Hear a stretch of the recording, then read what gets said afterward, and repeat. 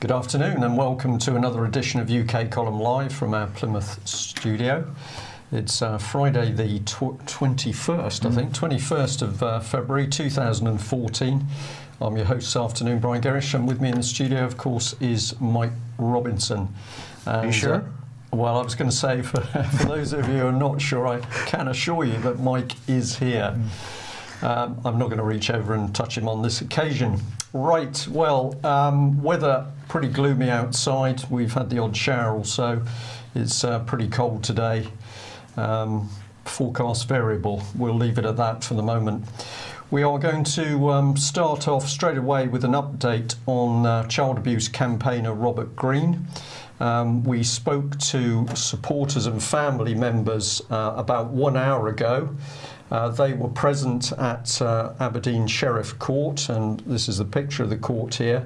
And we've learnt some really quite incredible things. So if we just run through this.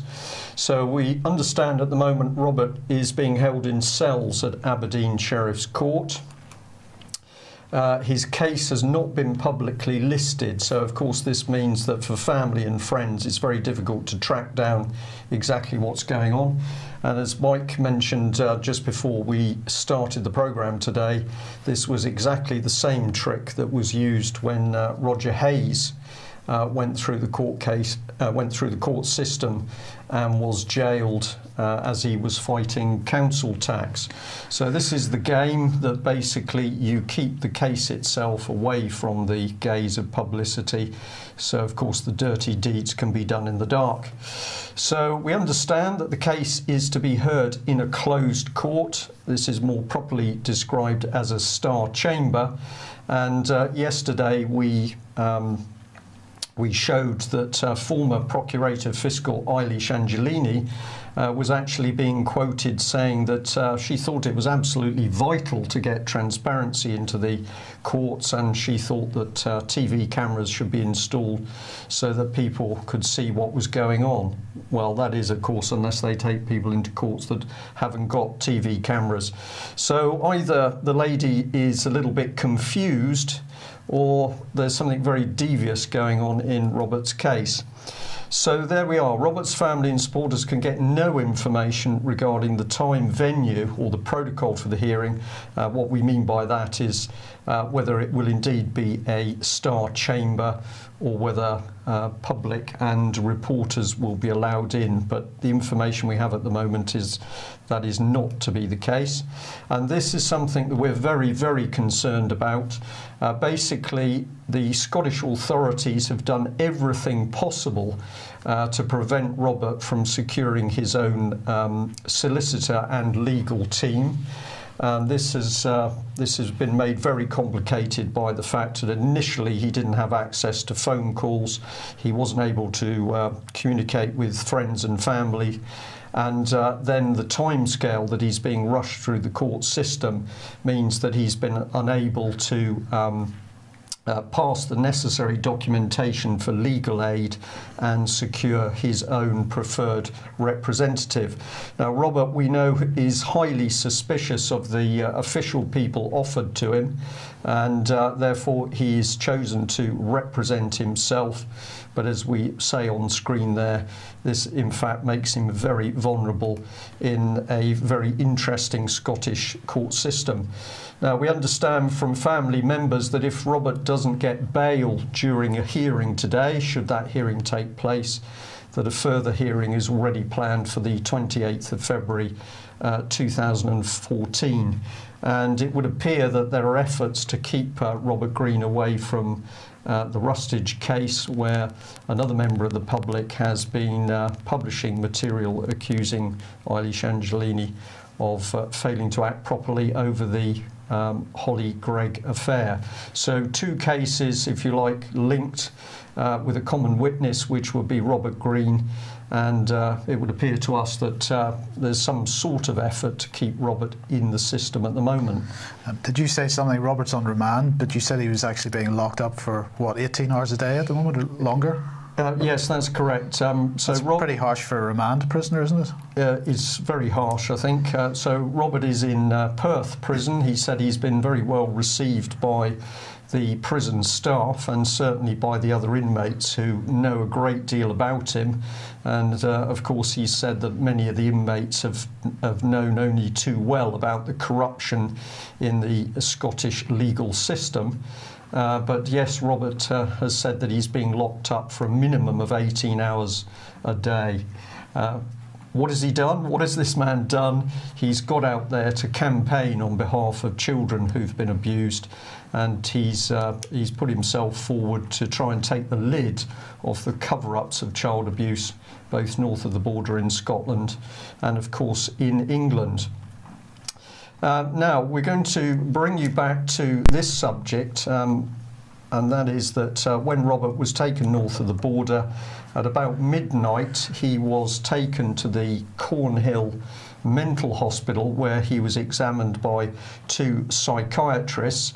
Almost certainly this was an attempt to see whether the Scottish establishment could section him, in which case Robert could disappear within the psychiatric system for a completely unknown period of time. So very, very dangerous. But remember this name, Cornhill Hospital. We also flagged up that the hospital itself had got problems, patients had died, and here it is reported on BBC News in June 2013. Well, why is the Royal Cornhill Hospital significant? Well, we will explain. So we come back to the original story of the abuse of Holly Gregg. Here she is with her mother, Anne Gregg. And these are the important facts. In September 2000, within 11 days of Anne Gregg reporting the sexual abuse of her daughter Holly to Grampian Police, the following took place. A team of 10 individuals, men and women, accosted Anne outside her home. Anne had actually left her flat to put some rubbish out, and the team surprised her, and this is what subsequently took place. She was physically held, identified as Anne Gregg by a woman that Anne had never seen before. She was forced to the ground, her trousers were pulled down, and a hypodermic needle was injected into her buttock. She regained consciousness in Cornhill Mental Hospital sometime later, and staff at the hospital were so alarmed at the size of the dose of sedative that had been administered, and they were so concerned at Anne's physical state that she had to be put on a series of vital life sign monitors in order to look after her health. Now let's look at what happened subsequently when Anne's solicitor demanded a copy of the necessary sectioning warrant. Yvonne Osman of the Scottish Welfare Commission replied, no record of the required document could be found. So here we are, well, okay, we're in Scotland, but essentially we're operating within the UK, we're in Scotland, and we see people who report child abuse being physically restrained and sectioned with no court procedure whatsoever. Let's get them silenced as soon as possible.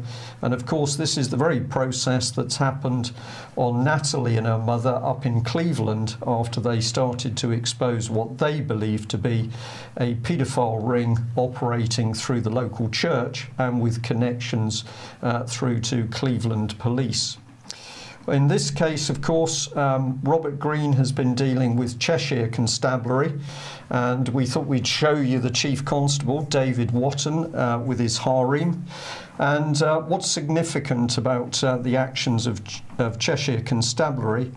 Well, it's this. Robert Green had contacted the Chief Constable, Mr. Watton, and the Commissioner, the Police Commissioner, John Dyer, to ask for protection from the corrupt elements of Scottish police.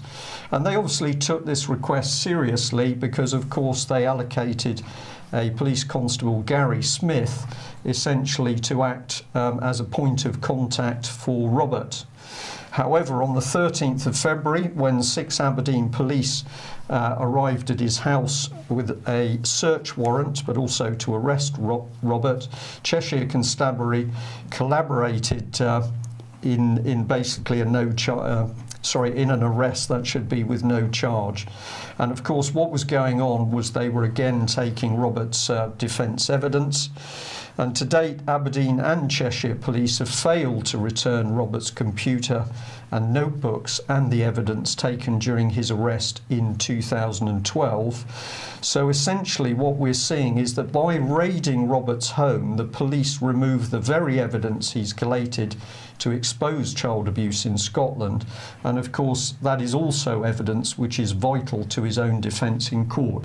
So the way we now see the police, both north of the border and in Cheshire, how do we get rid of the problem of child abuse? Well, we go in and ransack the home of the person reporting it. We take all the evidence, we presumably hide that evidence, and then we have a go at taking the person north of the border to be sectioned. So this is the other gentleman Robert Green mentions. This is the Cheshire Police and Crime Commissioner. If you'd like to go on site and you can have a read for yourself about this gentleman. He's an ex-policeman, but he's boasting, of course, that he's involved with many charities. So no doubt he's doing good works. And then if we go north of the border, we should be interested in Chief Superintendent Adrian Watson, who joined Grampian Police in 1986. It was, of course, Grampian Police that started the whole problem with Anne and Holly, and he spent much of his career in Aberdeen undertaking various roles and ranks within the Criminal Investigations Department. So what's this man look like? Well, we can do better than that, because if you go on YouTube, you can see him giving an interview for Police Scotland all about the great job that Aberdeen and Police Scotland are doing. It's pretty amazing, Mike, isn't it? Mm. And we just like to recap, why should people be concerned for the safety of children north of the border? Well, this is one of many articles that the Scottish Law Reporter and other publications have put out, talking about the state of solicitors and legal teams in Scotland, and the headline is Magic Circle Scandal Solicitor David Blair Wilson sentenced to 4 years for smuggling drugs and mobile phones into jail. And it says a crooked solicitor well known for his part in the Magic Circle affair, which exposed a sex for justice scandal involving liaisons between rent boys and the most senior members of Scotland's judiciary and Crown Office, and he was sentenced to 4 years. Let's come in from a different angle. We've got shame for Crown Office and Lord Advocate as member of former Procurator Fiscal Stuart McFarlane admits downloading child porn, and he served under Lord Advocate, now Dame Eilish Angelini, at Scotland Crown Office and Procurator Fiscal Service. So he was serving under this lady, and of course Robert Green has alleged that Eilish Angelini failed to take the correct action with regard to Holly's abuse. But if we go down into the article, we also find that the current Lord Advocate Frank Mulholland, his name comes up, because essentially we've got former COPFS staff thought to be involved in activities similar to McFarlane, have accessed images through contact with online paedophile rings. And then it says, in one worrying case, it's been revealed that evidence seized by police in one case was found on personal computer equipment of another prosecutor who has since stood down from his position. So what this article is pointing out, of course, is perversion and child porn all around the judicial system in Scotland, and evidence moving between the police and criminal paedophilic elements. You can say it's endemic, really. It's an endemic problem. It's right through the system. Yeah. Well, we just better bring Alex Salmond's face on screen, because at the end of the day, this is the man who has ultimate responsibility. But let's remember, again, as we highlighted yesterday, it was Alex Salmond's office that seemed to have mislaid correspondence about the abuse of Holly Gregg. And you can read this yourself, but the Information Commissioner got quite upset because all of a sudden they weren't sure whether they'd lost, mislaid or destroyed evidence, and this was the excuse for nothing happening. So it's an amazing coincidence that when people reported the abuse of Holly Gregg, action wasn't taken. The police arrived to section the mother, and then documents go missing at the hand of First Minister Alex Salmond. Well, one of our researchers this morning started to take a little bit of a sideways look at what was happening to Robert, and the subject is MAPPA, the Multi-Agency Public Protection Arrangement, and UK Column Live has consistently warned about this insidious organisation which is spread throughout England, Wales and Scotland, where there is a collaboration between the police, mental health, NHS, education, local authorities, and any person whose name is identified as a possible risk to the system is then ensnared, tracked, followed, and can be ultimately arrested or indeed sectioned. So we're asking, has Robert Green been ensnared in the Scottish MAPPA system? If anybody's got any information on that, we would be very grateful. If you still haven't gone to this site, we recommend you go to Free Robert Green, freerobertgreen.co.uk. There's information about his address in prison and, of course, his prison number, which you need if you're going to write to him. So that's it as far as we know at the moment, but it's looking very, very serious for Robert Green at the moment, but increasingly obvious that the Scottish establishment is terrified that people are finally waking up to the massive abuse of children, which of course must be covered up at all costs. And to be fair to ordinary Scottish people, we can also point a finger at Westminster and say we've got exactly the same scandal and cover-up over everything from Jimmy Savile to Elm House. And I would like to say thank you very much to those retired policemen north of the border who are also concerned of what's happening within the constabulary and the judicial system. And we're very grateful for any information, any further information that can be passed to us. But Mike, you got some pretty hard-hitting stuff here. Well, in the light of what you've just said, I just wanted to bring this up again. Somebody sent me this, and sorry, I've forgotten the name, but thank you very much for sending this to me this morning. Reminding us about the Scottish Government's every child from birth or sometimes before birth until they reach 18. So there'll be somebody sitting as a surrogate parent alongside the real parents for the entire childhood of the of newly born children. In most cases it says the named person will not have to do anything more than they normally do in the course of their day-to-day work. The major difference will be that they will use the national practice model as a starting point for recording both routine information about a child or young person and for when they have particular concerns. And all I really want to say here is, if there is evidence of this level of paedophile activity within the Scottish establishment, what happens if some of those people end up being named persons? It seems like a pretty dangerous situation. You would need to make sure that your establishment is pretty clean before you progress with this. But I just wanted to highlight this image here, which was on the other website. This is a magazine that they produce, and I'm afraid it's a little bit chopped off at the bottom there, but it was basically saying that this child is getting to know their named person, and I just find it a bit uncomfortable. Well, of course, one of the things that we know is that if you like sweets, you're going to be very interested in sweet shops. And for the paedophiles who like children, they are going to make sure that they can progress as closely as possible to anywhere where there's a nice source of children. So, of course, social work as a whole is very attractive to them. But yeah, the thought that you could have a team of people getting in as the lifelong guardian of a child and that person is a paedophile, just frightening. You get to build a rapport with the child. You get to effectively groom the child, potentially from the age of nothing. Compete with the parents. Yes. And of course, you could look at it this way, that we're now replacing godparents with state parents. It's another step down the friendly fascist route. But all parents should be extremely concerned, and we're going to say it's up to parents to stand up and be counted to crush this sort of system before it takes effect. But meanwhile, if you're there north of the border in Scotland, obviously some very dangerous individuals spread amongst the establishment, and of course the magic circle is probably the seat of the problem.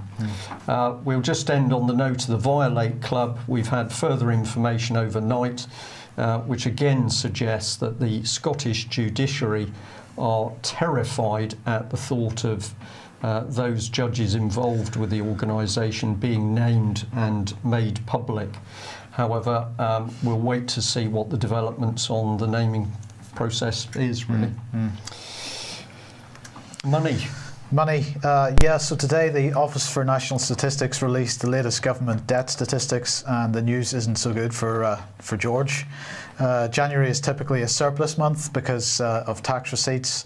This is when anybody that's on self-certification is their tax is due in January, so it's normally a good month. And the so-called markets were expecting a surplus of £8 billion in January, but the figure announced today was only 4.7 billion. That's significantly less than the 8 billion expected, but it's also 5.1 billion less than last year. So that makes a bit of a mockery of Osborne's claims that the economy is doing really well. And for the financial year to date, so that's 2013-14, the public sector net borrowing in total, excluding temporary effects from financial interventions and removing the impact of cash transfers from quantitative easing and also from the Royal Mail pension plan transfer. So it was 90.7 billion, which is 4 billion lower than last year. But actually, if you include the effect of quantitative easing and you include the effect of the Royal Mail pension plan transfer, then public sector net borrowing increased from 62.8 billion last year to 78.5 billion. So not only are tax receipts down, but actually the underlying government borrowing has increased over the 12-month period. Office for National Statistics said the main reductions in the lower receipts in January 2014 compared to 2013 were in taxes on income and wealth and interest on dividends. So not a terribly good situation for Osborne. The total public debt is now £1.239 trillion, and that's 74.6% of GDP. The Office for Budget Responsibility believes that that's going to hit 75.5% of GDP by the end of the 2013-2014 financial year. And presumably they're pretty confident because they're going to drive it that way. Yeah, well, indeed. So we'll just quickly move on to the Ukraine. Covered this quite a lot yesterday, but nonetheless, Yanukovych has now attempted to reach a deal with the opposition, the so-called opposition, and the Financial Times saying that he has reached a deal, but in fact other people are reporting not quite. So what he's basically offered is that they will revert to the 2004 constitution, which will reduce the amount of the sort of government, the powers held by the Office of President, and they will that 2004 constitution will be restored within 48 hours. There'll be a national unity government formed within 10 days. This is the offer. So there'll be a reduction of powers of the president. Government and parliament will be, the powers of government and parliament will be rebalanced as how they see it.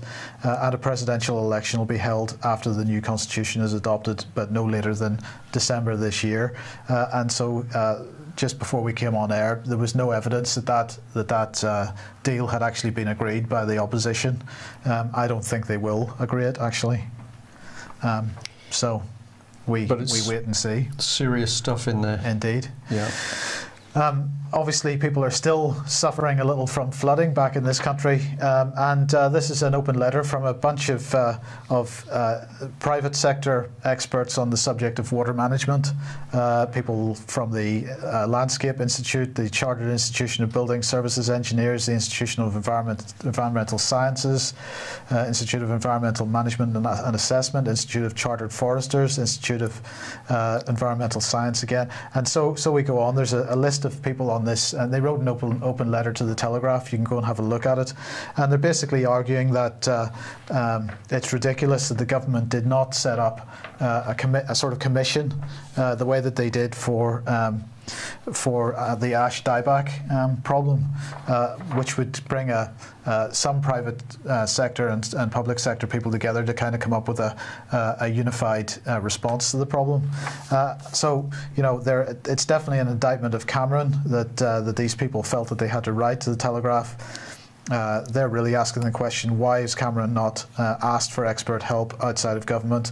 But this letter actually also demonstrates that sadly these people don't quite understand government policy and the fact that government policy is to destroy the country, promote the flooding.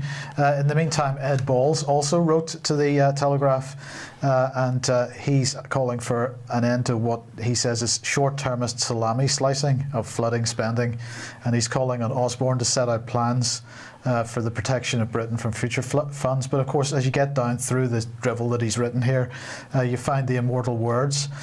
Quote, of course, if Labour wins the next election, there will be need to be spending cuts. There will be big deficits still to be brought down after the global financial crisis. So it's the same old story. Doesn't matter who it is going to be in power. It's the same policy. It doesn't matter the political party. There's no willingness to deal with the banks and actually promote infrastructure development through the use of national credit, for example, and the Bradbury pound.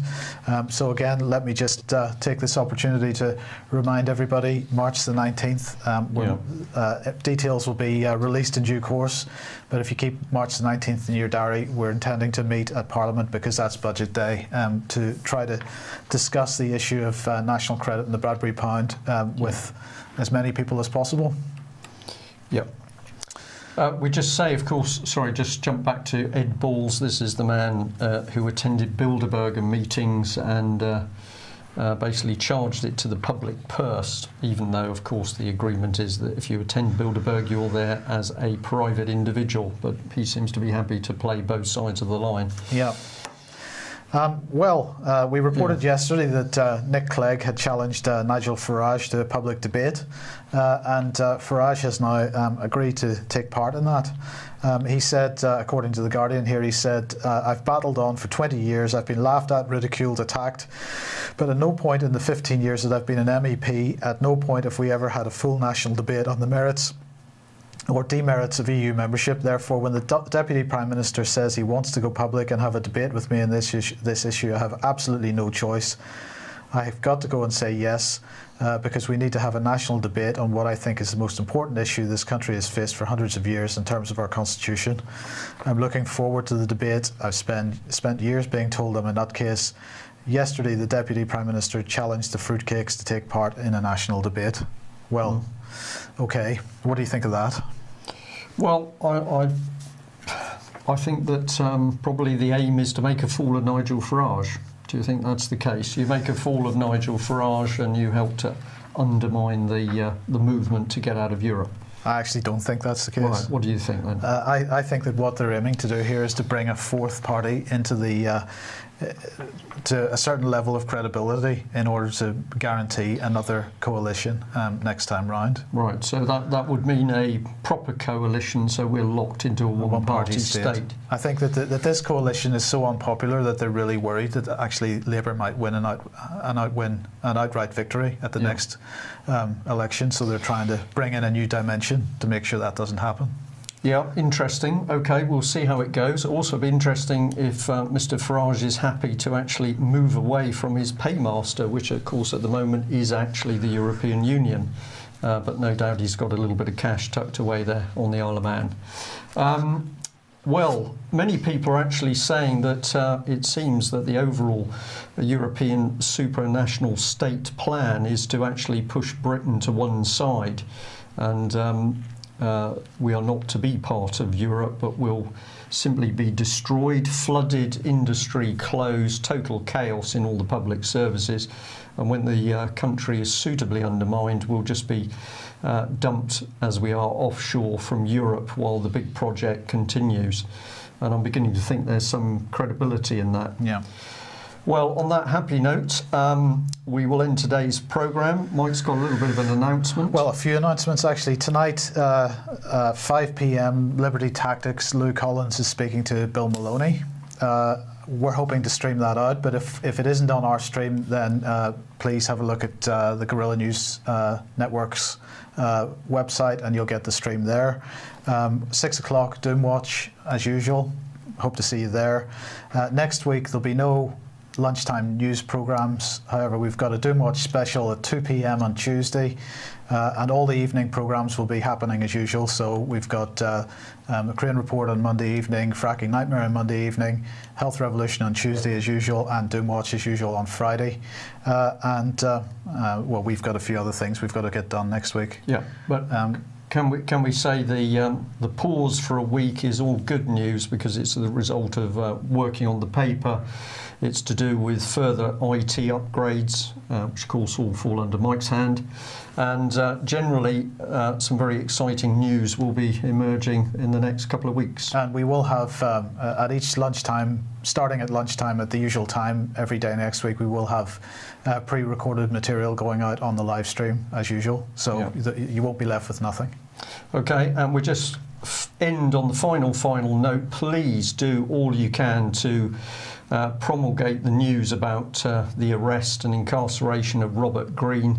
We're now at the stage where English men or women can simply be lifted from their homes without any form of proper procedure, taken north of the border with the risk of being sectioned and then put through secret court systems. Either we do something to put a stop to this nonsense now, or if it continues to grow, we're going to be in a very difficult situation within a couple of years' time. So do all you can to push the information out. We've passed out many contact details. Get on to your MPs. Certainly give Robert Greene's MP a call. We're not quite sure what he's doing yet. He's a Tory, so it probably takes him at least 3 or 4 days to lever himself out of his armchair. But see if you can get the man on the move. And if you've got friends within Britain's police force, get talking to them about what you really see happening, and of course about dangerous institutions such as MAPA, which really does form an embryonic start to sort of East German Stasi system. Okay, well, on that happy note, we'll leave you for the weekend and we'll be back as soon as possible. Stay with the UK column. Thank you. Bye-bye. Didn't work again. I do apologise. We're having a bit of fun then, are we? Yeah. Okay.